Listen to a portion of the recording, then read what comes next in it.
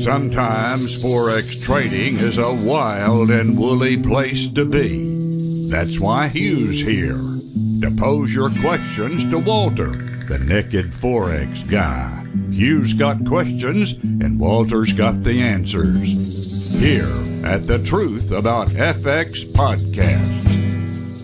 Hey Walter, this trader is asking, my biggest trading problem is finding the correct support and resistance lines. So how would you recommend they find the correct places to put lines? Well, it's kind of like trend lines. There are no correct, unless you of course ask Tom DeMark.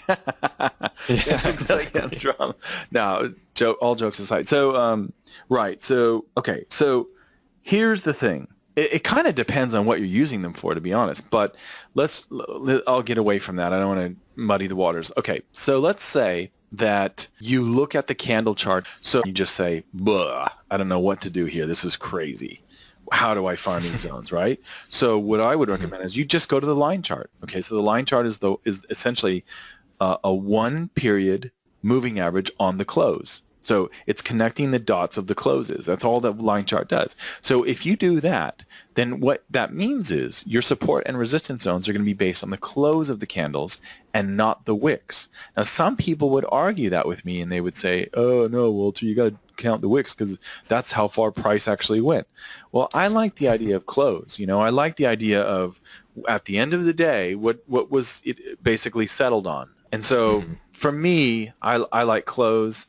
Everyone's had a crack at it. Asia took it where they could. London took it where they could. And then finally, New York tried their hand at it, and it just kind of settles down and then gets there.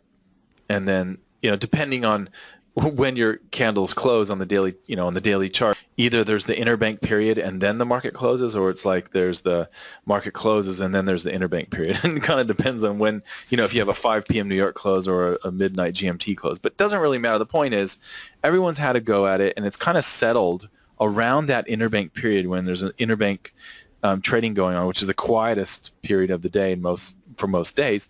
And that's kind of where everyone's kind of settled on it. So I'm okay with close. I use closes in my systems, and I know I understand why people think it's crazy because close on a New York Stock Exchange stock is much. There's something more behind it, whereas people are always arguing when the close is in Forex. So I get that, but for me, if you're having trouble drawing these lines, to me, just go to the line chart, drop in your lines, your zones that way. I'll post a video in the show notes if you want to see how I do it. Doesn't make it magic or anything. It's just, and the other thing is go up one time frame too. That'll be in the video too. You'll see where if you're trading daily charts, draw your zones on the weekly. If you're trading 4-hour charts, draw your zones on the daily and so forth. That's another thing is that sometimes if I have zones on my chart, on my daily chart, for example, and almost every day the market's touching a zone, then I know that my zones are too close, and I know I need to zoom out and draw them in on the weekly, because I only really want to take a trade when something exceptional happens, which is basically the market hits a support and resistance, horizontal support and resistance zone, and it's either going to bounce off of that and move away from it, or it's going to break through it to the other side.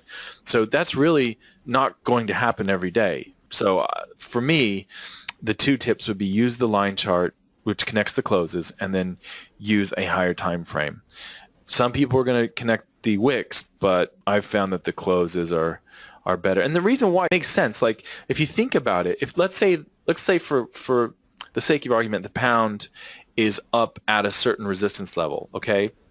And it keeps trying to push through this resistance level. It keeps trying to trade higher, and it spikes higher, so you actually get a wick higher than the zone, and then it comes back down and closes below it. And the next day it does the same, and it still can't get up there. Well, to me, the real important level is the one that it can't close above. You know what I mean? It's not that the fact that it, yesterday it spiked 20 pips higher than it did today or whatever. Like, that doesn't really matter. To me, what matters is, where is price going to go? And to me, I see it more easily, more readily, if in fact I can see that it can't quite get through that level. And what I mean by that is it can't close beyond that level. So that's what I do. But it's obviously, beauty is in the eye of the beholder, and everyone's going to decide to do something different. But to me, using the closes, using a higher time frame, using the line chart. Those And it's are the things that I would do. Yeah. Oh yeah, and I want to thank you because you showed me that, and it's helped a lot, and I know it's helped other traders also. So yeah, it really does help to remove the noise, right? Yeah. Oh, that's awesome. That's great. It's great. Yeah. It's a cool way to see it. So yeah. It's an easier way. I guess it's kind of like an X-ray. Like that's the way I see it. It's like an X-ray. Yes. Kind of, you don't see all the blubber and stuff. It's like, I look, I look like a handsome skeleton or whatever. You know what I mean? Yeah. But yeah. So that's what I would. Yeah. So I'm glad that it helped people. That's awesome. And again, if this concept is new to you or whatever, just go down to the show notes and watch the video, and you'll get it right away. So. Okay, cool, Walter. Yeah, thanks. Okay. See ya. See ya.